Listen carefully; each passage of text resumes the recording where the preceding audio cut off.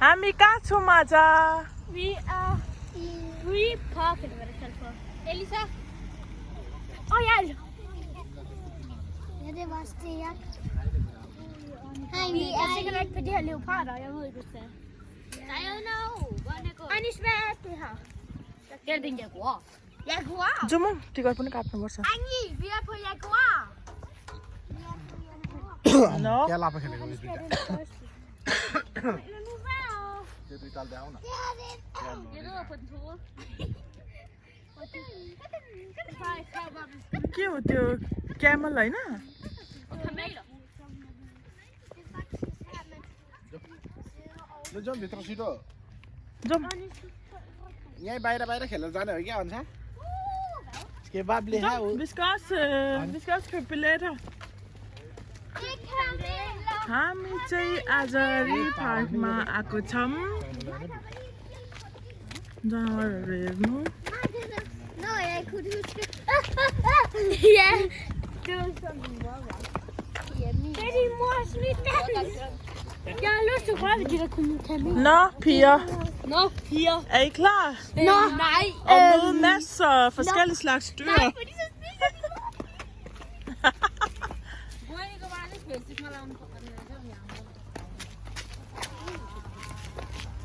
Nå, jeg troede ikke, det der var en dyr. Nej. Det der sten.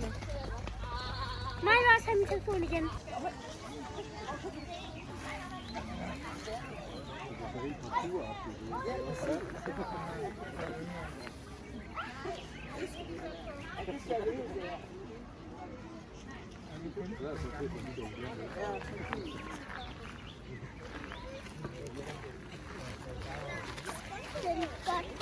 Jeg ser sådan til den lidt godt. Der er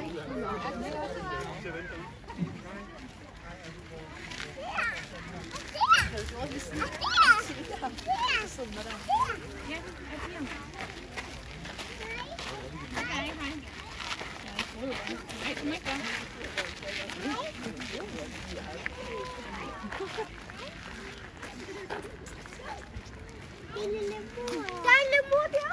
Der er en lemur der.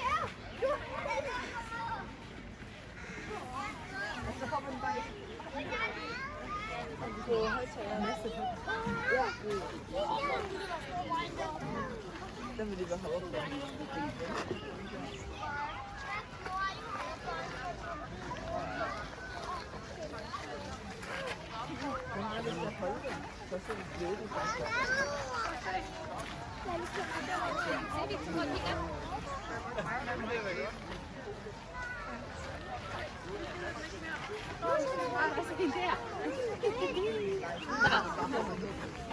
Hvad er det? Prøv at synge det.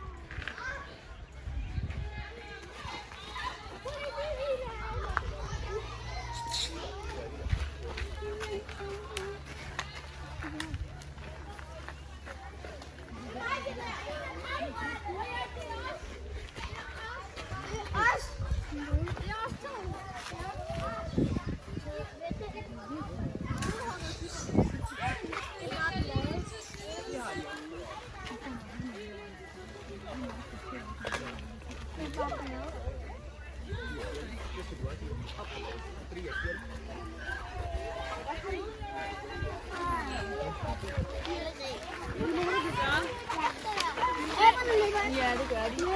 Må de godt det?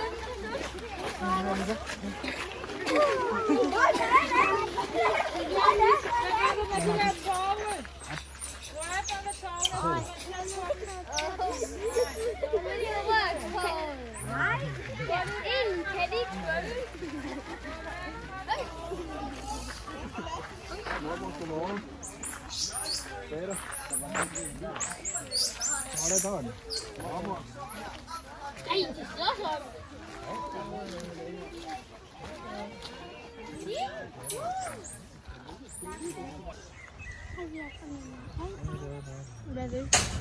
Simsa फुलेर गएछ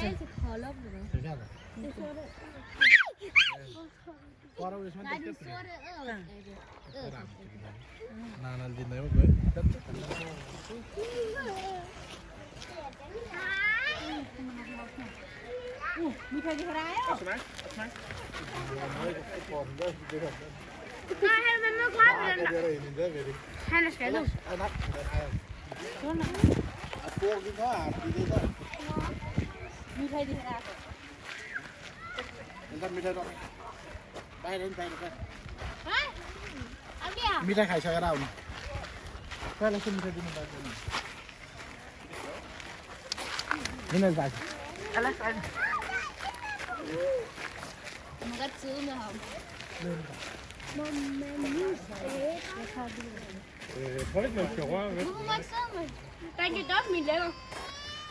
कति लामो नि पुच्छर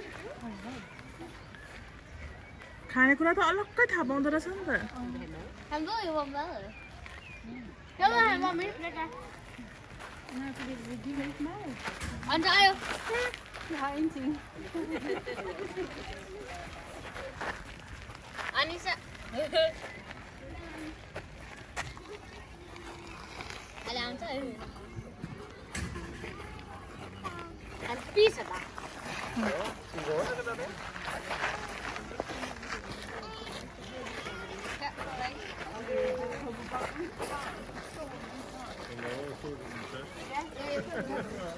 Det er ikke til at spise. Hvorfor har jeg lyst til at røre det så meget? Det må vi ikke.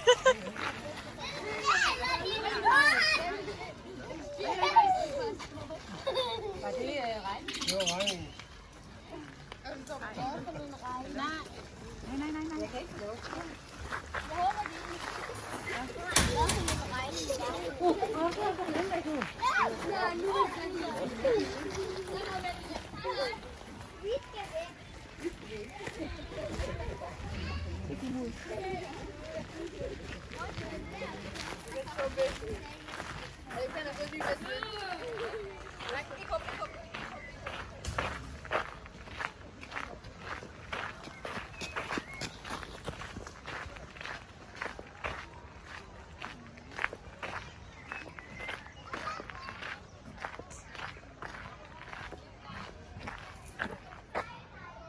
Hej.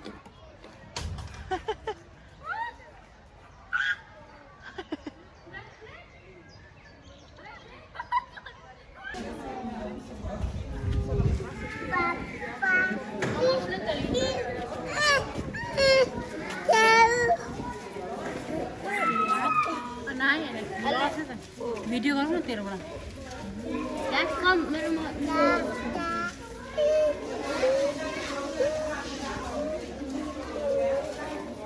कति हो के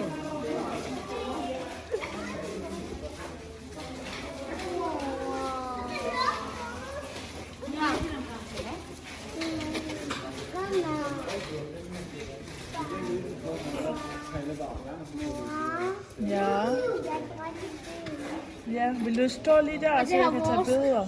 Ja. Jeg synes, det er meget godt. Kom, du står lige der ved glasvæg, så kan jeg lige tage video.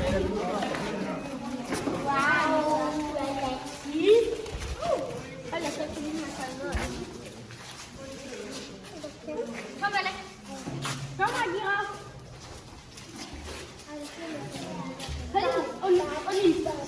Olli. Okay, jeg kommer det. Jeg går snart.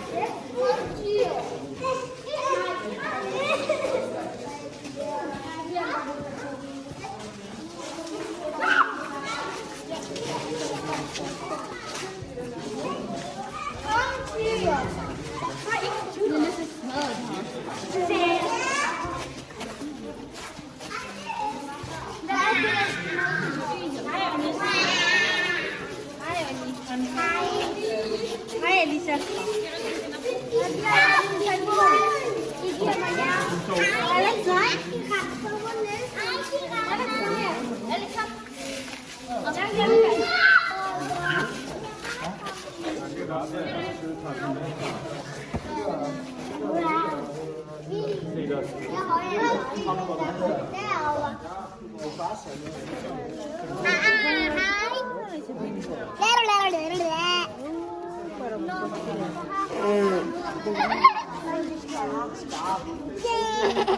Có gì nên ta đi gần nữa được. Pi lắc kepala. Alexia luôn.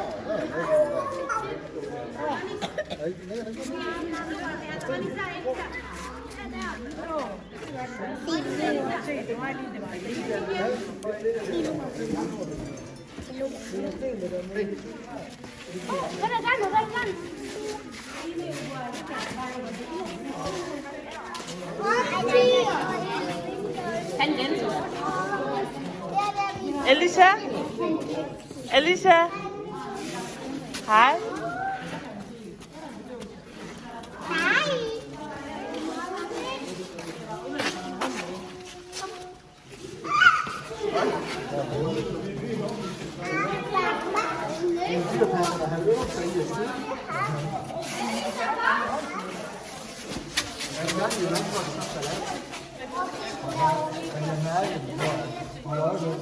Kom herover, Sonnes.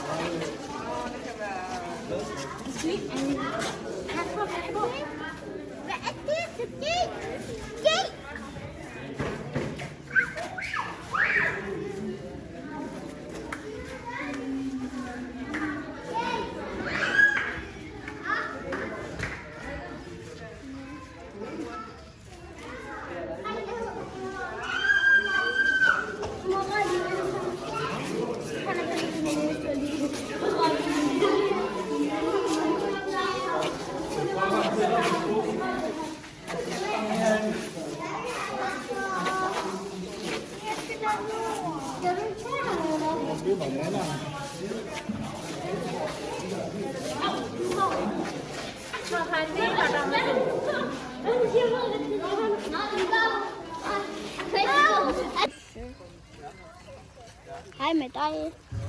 Kom her. Kom her.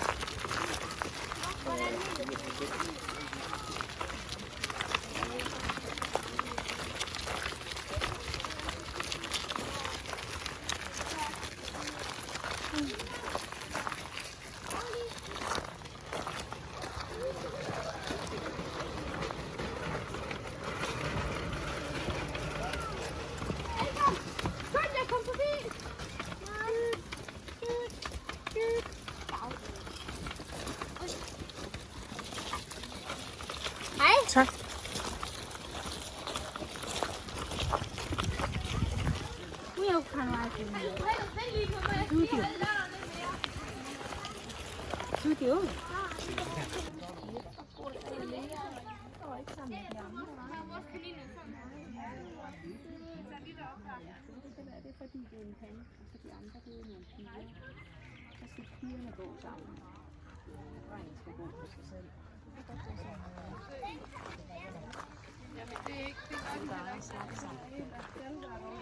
ligger på æg. Der er nogle æg, der ligger derovre.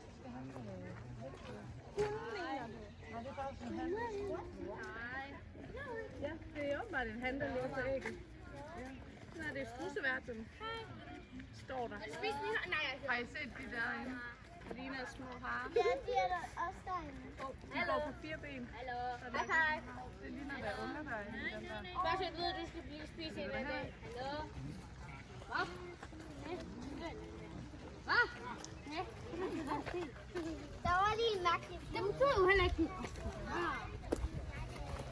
Jeg kan godt se en eller anden på tidspunkt. Ja, det gør jeg.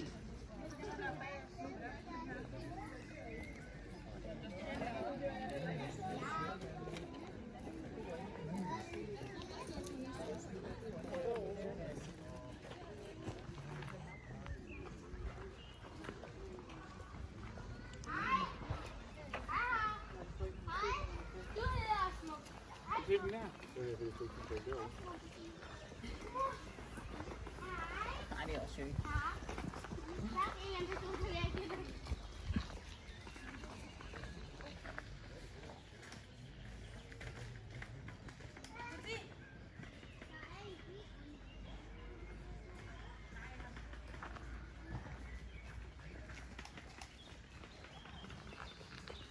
Kom så, baby.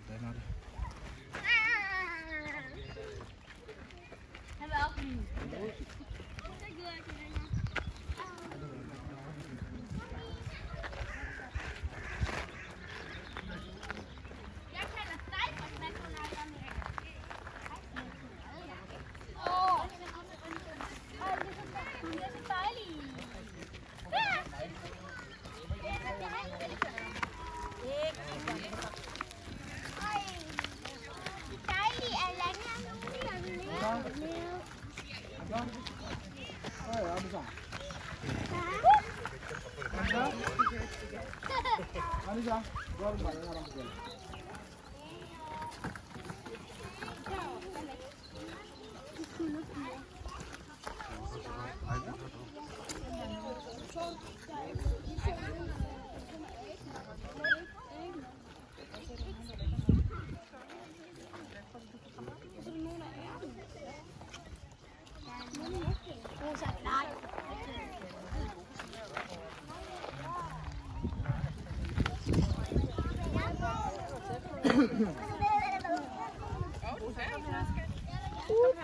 her.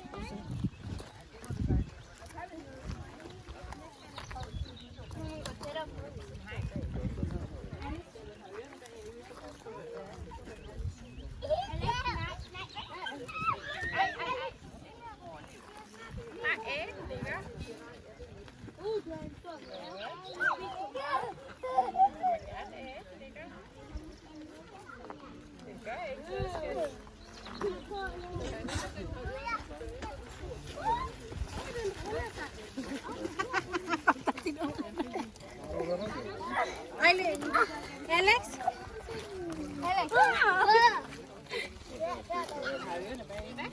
Ørerne bagud, det betyder, at den er sur.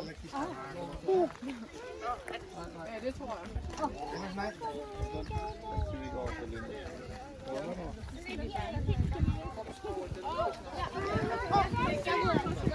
Ej, det bliver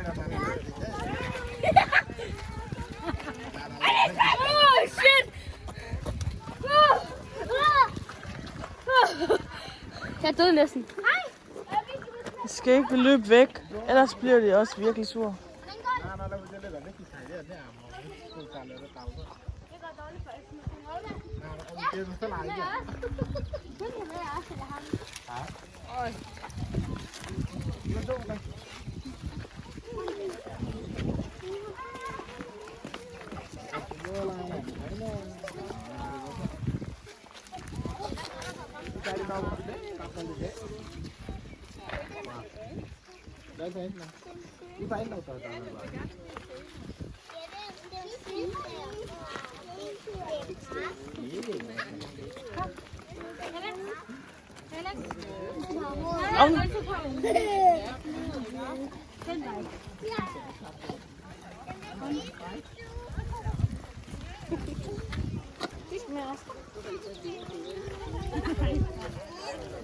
Så spiser skrald.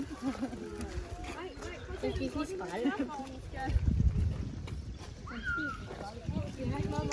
Det er nu at spise skrald. Nå.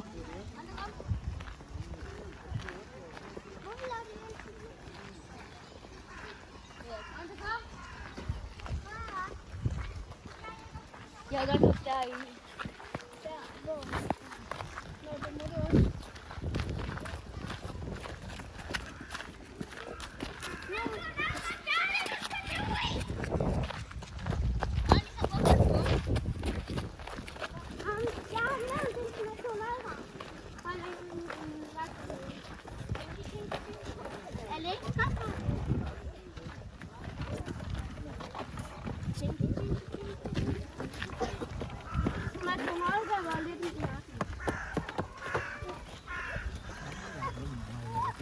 Sånn er elektrisk.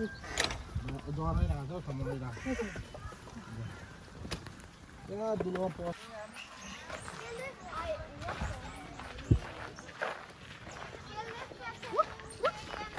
Ser ligesom æblerne? Ja, det var beskidt.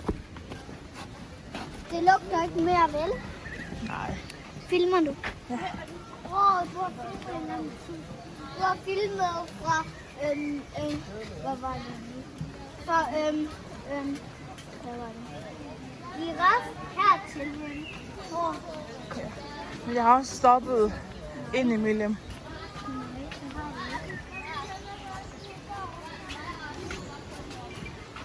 Jeg kan gå ligesom jeg har prøvet. Ja.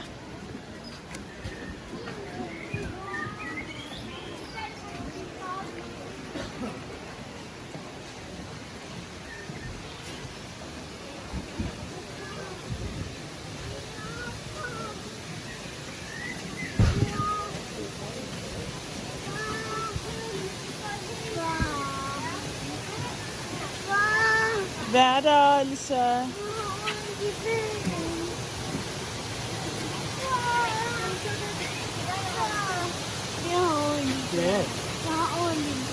Har du ondt i ben?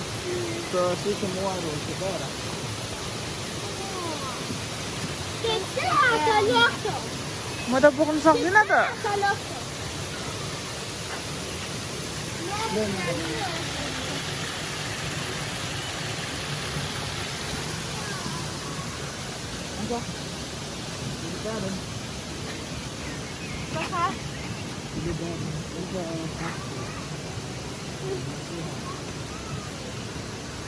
Hvorfor må hun have det?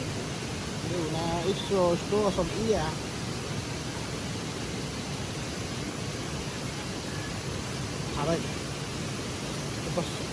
Men katten! Sikkert det, hvor der er forskellige mønstre mellem de to, og så også på størrelsen af dem.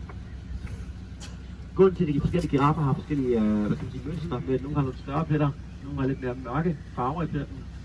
Det er simpelthen fordi, de tilhører forskellige underarter af giraffer. Så ligesom der findes forskellige racer af hunde, findes der også forskellige underarter af giraffer, og den kan man se forskel på ved at kigge på deres mønstre. Resten af vores giraffer ligger altså her til højre, og der ligger også sammen i dag, og dummet ikke en eller anden fornøjelse. De her giraffer, de er det, man kalder for browser. Et browsedyr, det betyder altså, at det er dyr, der lever af grene og blade. Og fordi vi her giraffer lever af grene og blade, skal de spise rigtig mange grene og blade, før de får nok til at blive mætte. Måden de her giraffer, de spiser grene og blade på, det er simpelthen med, at de tager deres 50 cm lange tunge. Det står rundt omkring gren, og så river de bare bladene af. Og det gør de time efter time under den afrikanske sol. Nu gør jeg lidt her til motoren. Tænder på strømmen igen, og så kan vi bare trille lige sætte ned, uden at skulle nøje på strømmen. Men som sagt, så ligger de og bruger sådan rigtig meget, når de spiser de her grene og blade under den afrikanske sol. Hvis vi forestiller os, at vi mennesker vi gør det samme, og vi har tungen ud hele dagen i solen, så bliver vi nok højst sandsynligt solbrændt. Men de her giraffer, de har simpelthen et stof i deres tunger, der gør, at de ikke bliver solbrændt. Men det her stof, det gør altså også, at giraffers tunger er helt mørkeblå. Så udover en giraftunge er lidt sjov at se på i farven, udover den er mørkeblå, så er den altså også 50 cm i længden. Og vi viser dig med den her, når vi går ud med mad til girafferne. Nogle gange må der sætte girafferne, kommer helt klart ud og ser, om der er mad med. Den giraffe, der står op derovre, det er giraffe. Og det er Osaka. Osaka, han er gammel. Nej, du siger det giver også god mening. Og Osaka, det betyder turske og svedig.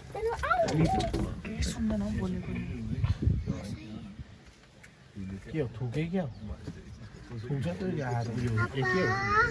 Og det ligner sig et eller andet bagagerummet deroppe. Med giraffen deroppe. Men I kan se mange giraffer deroppe, de ligger ned, eller sidder ned, eller hvad man vil kalde det. Og det er meget sjældent, at giraffer ude i det fri ligger ned, eller sætter sig ned. Og det er fordi, ude i det fri skal girafferne være på vagt over for rovdyr. Og når sådan en giraffen sætter sig ned, så gør den det, at folder benene sammen og sætter sig oven på sin egen ben. Og hvis den gjorde det ude i det fri, så er det altså rimelig svært for, at der kommer at stå rigtig hurtigt.